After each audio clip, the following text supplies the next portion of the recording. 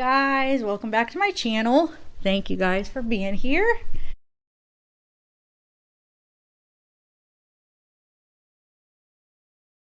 $6:20. Proving messages have been deleted from Watt's phone. Shanann noted in several messages, your only response last night was I don't want to lose the kids. You used me to just have a boy. Only reason you wanted another kid. I can't handle this and you are okay with it? Why didn't you just tell me you were done? Why get me pregnant? 6:22. Watts replied, I'm not just staying because of the kids. They are my light and that will not change. I didn't fall out of love in 5 weeks. That's impossible. I don't want to erase 8 years just like that. I'm not sure what's in my head. I don't know if it's my parents, the third pregnancy, if I'm just scared or what. I didn't use you. So, and then it says, in Shanann's phone, the conversation continued. So, and then he erased it in his phone. But, okay, 6:22. Shanann replied, that's what you said last night. You can't even say why you're married to me. That's a stab in the heart. You didn't say you didn't want to lose us. You said you didn't want to lose the kids. Watts responded, I don't want to lose anyone. Shanann responded, this has been the worst week of my life.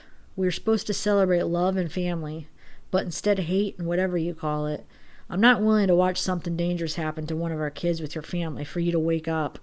They will give you sorry excuses today. I don't know what to say. Shanann continued, you don't see you or how you're treating me. 8 years of love and you're treating me horribly. I fell deeper in love with you this summer. You fell out. That's not love. Love falls deeper in love when apart, not out. You don't love me, or you have a horrible way of showing it. You haven't fought for me this week. It's only the kids. 13:28. Watts transferred an image of Kissinger into his secret calculator application. 18:43. Watts told Shanann that his parents did not want to drive him to her location. Shanann asked if Watts wanted her to come pick him up, and Watts replied, it's up to you. He's cool bringing me back first thing in the morning early. 18:45. To this, Shanann replied, we're effing leaving tomorrow. I need help. Shanann told Watts she was on her way to pick him up. Apparently, after some cajoling, Watts advised his father has agreed to drive him to her location presently. So I'm wondering if he was just trying to make up an excuse because he didn't want to stay there. He wanted to stay at his parents. So he's like, they're not going to drive me, they'll just take me in the morning, because he actually wanted to stay with his parents. So then when she said, no, I'm going to come pick you up, then he's like, oh no, my dad will take me, so. At 20:41, Watts took photographs of various images inside his parents' home. They included his family portrait.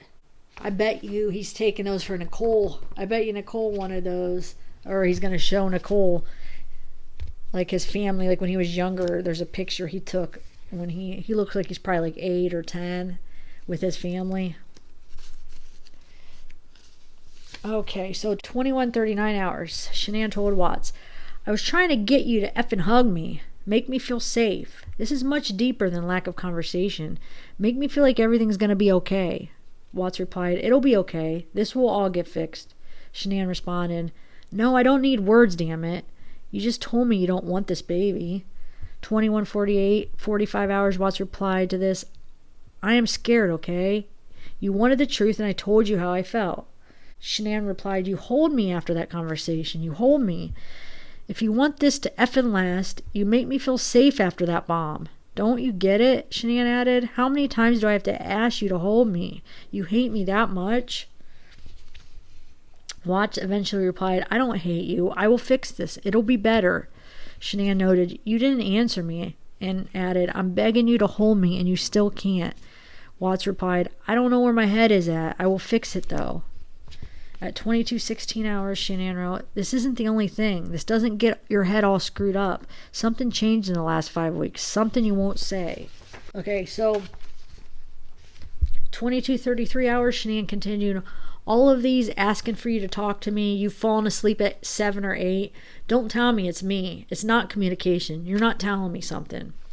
And then a side note from the detective, he says, added to this message were sorted screenshots from Shanann's phone of previous text messages with Watts, in which he offered excuses for not calling her.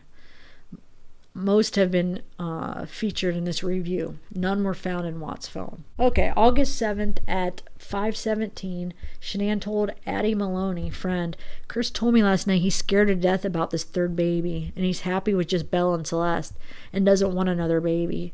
Addie comforted Shanann, telling her Watts is just scared and everything will be fine once the baby is born. Shanann replied, he has changed. I don't know who he is. Addie asked what she means, and Shanann replied, he hasn't touched me all week, kissed me, talked to me, except for when I'm trying to figure out what's wrong. He's been distant since I left. Later in their conversation, Shanann told Addie, I told him last night I don't feel safe with him after what he said about the baby. And if he loves me, he would hold me and tell me it will be okay. Give me something, and he did nothing but go to bed. So, I mean, I wonder what he told her about the baby. I know she mentioned in the text he said he told her he didn't want the baby, or he was scared because of the baby, but I wonder what he said that made her feel scared. That she don't feel safe with him after what he said. I don't know. So at 16:26 hours, Shanann told Watts, something else is wrong that you're not saying. Because lack of communication doesn't cause you to not be present or touch me or love me. Besides, the lack of communication hasn't been with me in 6 weeks. This effing sucks. I really don't want to leave here. I really wish she wouldn't. I really wish she would have stayed with her parents. Okay, so then at 22:58 hours, Watt's work phone reconnected with Netgear router, which was at their house. So that's when they got home. Okay, so August 8th, Watts returned to work. So now they're back in Colorado. Okay, so 7:24 hours, Sarah Nudd, friend, asked Shanann if they were doing any better. Shanann replied, no, it's so bad and I don't know what to do. He told me he doesn't want this baby and he's happy with just Bella and Celeste. He thought he wanted another one. I'm so sick to my stomach. Tried to have sex with him last night just to see if that would help him, and he rejected me. Shanann said she hasn't cried this hard ever. Shanann added, he said he feels there's a lack of communication and it's not from me. I sent him 12 texts over the month begging him to talk to me. He fell asleep at 7 or 8 p.m. Shanann told Sarah, I tried talking to him after rejection last night and me crying for an hour alone on the couch. He slept. I kicked his sorry ass out of bed and I refused to sleep on the couch anymore this week. Told him this morning to not come home today if he can't tell me the damn truth on what the hell is wrong. Shanann continued, we were supposed to go to the ultrasound tonight and he doesn't want the baby. He'd abort if I said it was okay. 8:06, Shanann told Sarah, he said he's not having an affair. Sarah asked if Shanann is certain of this, and Shanann replied, honestly, no. But what else would make him do a complete 360? We couldn't get enough of each other before I left. 8:52, Josh Rosenberg asked Watts if he was excited for the ultrasound. Today's the day, right? Watts replied, he just returned to work, and added, yup, today's the day. I'm excited, Watts confirmed. The ultrasound was at 1900 hours. 15:11 hours, Watts made an unspecified modification to Shanann's contact information in his work phone. I don't know what that was. 19:25 hours, Kissinger searched Googles on topics related to marrying your mistress. 21:54 hours, Shanann told Utah and Cassie Rosenberg, he said we are not compatible anymore. He refused to hug me, said he thought another baby would fix his feelings, said he refused couples counseling. Shanann elaborated, he said he had a lot of time to reflect his feelings. Shanann added, he said he's going to work it out, but she doesn't know how when he won't agree to counseling. Her friends offered support and suggested to work this out. 21:57 hours, Josh begged Watts, bro, I'm waiting so patiently, LOL, don't leave me hanging. Watts replied, LOL, envelope is sealed until next weekend. Josh asked if they were going to hold a reveal, and Watts said yes. 22:19 hours, Shanann told Utah and Cassie, I will fight for full custody. Shanann said Watts told her he does not want to divorce right away. 22:40 hours, Shanann told the women, I can't afford 3 kids alone in Colorado. Shanann said their current home loan is on Chris's name. Her friends rallied around Shanann. 23:08 hours, Shanann searched Google on topics like emotion-focused therapy, couples therapy. At 2:54, Shanann told Addie that Watts refuses to hold her and has told Shanann it's because he's not there. He can't. Shanann told Addie, I canceled gender reveal. Nikki's going to tell me today. I need happy news right now, I said to him. How is this a few months? We were so intimate in what I thought and love when I left. He said he had a lot of time to think. Addie asked if Shanann has gone through Watt's phone, asking if he was having an affair. Shanann replied, I did. He denied. No, I didn't look. He's deleting messages from his dad. I'm sure he's not that stupid. Addie noted, none of this makes sense. It's not Chris. And then it says a little side note from the detective. It says, frequently throughout the day, Shanann searched the internet for couples counselors. She also accepted a prayer chain focused on their relationship. Okay, so at 6:09 hours, Shanann asked Watts, do you want to find out together with me tonight on the baby's gender? His reply is not found in his phone, but Shanann soon commented on his answer. Loved yes. 9:20 hours, a log entry appears for the secret calculator in Watts' phone. 10:06, Shanann shared an ultrasound image of her unborn son with Sarah Nudd. Okay, so at 11:44 hours, this image was taken by Watts' phone, which he sent to Shanann. She replied, don't know what to think about this. And that was that image of the doll with the wrapped up in the white blanket or white sheet or whatever, laying on the couch. The one that she's like, I don't know what to think about this. So he did take that. It was taken with his phone. He sent it to Shanann at 11:44. So that was what day? On August 9th. So it was that Friday before he killed him. Wow, he took that. And then that was that that picture that his dad thought that, because what happened is this is what I think happened, is he took the picture, which it says, it came from his phone, and he sent it to Shanann. And I think why Ronnie, his dad, thought that she's the one that took the picture is because then she posted it on Facebook and said, I don't know what to think about this. But that was, Watts is the one that sent it to her, and she posts it. So Ronnie sees it on Facebook, and he thinks that she did it, that she took the picture, because he brings it up on that interview after he confesses to the FBI agent, like, you got to see this picture, Bella wouldn't, a kid wouldn't cover this up. Bella wouldn't cover her whole face up. That was definitely done by an adult, or however his exact words. So yeah, it definitely was, and it was done by Chris, I'm sure, because Shanann wasn't even home. She was in Arizona when he took this. So that just makes you wonder if he was trying to get a reaction out of her, get a response, see what she would say, give her a warning. I don't know. I mean, it had to be something that, I don't know. What do you guys think? I mean, I think it was to get some kind of response to see, what she would say and how she would respond. But let me know what you guys think about that. Okay, so Shanann sent a photograph to Sarah Nudd of the images of a letter she wrote to Watts. It was that letter they found on I think it was the kitchen table that she left for Chris, and then she was hoping that he would write her back, actually.